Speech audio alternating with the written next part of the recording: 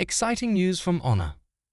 IFA 2023 just wrapped up, and it was all about the future of smartphones.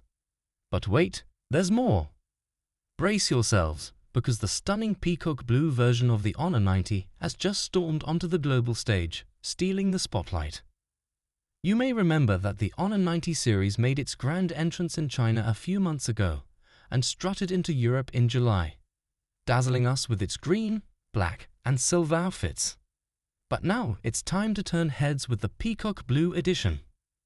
Imagine a smartphone dressed in a delightful blend of yellow, orange, and light blue hues, all wrapped up in a frosted glass back.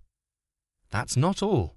The camera rings are adorned with cool blue accents and a glossy finish, adding a touch of sophistication to this already stylish device.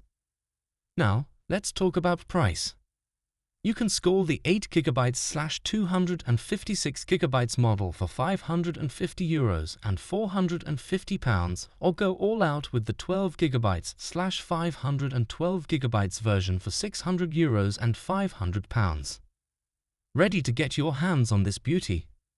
Well, you won't have to wait long.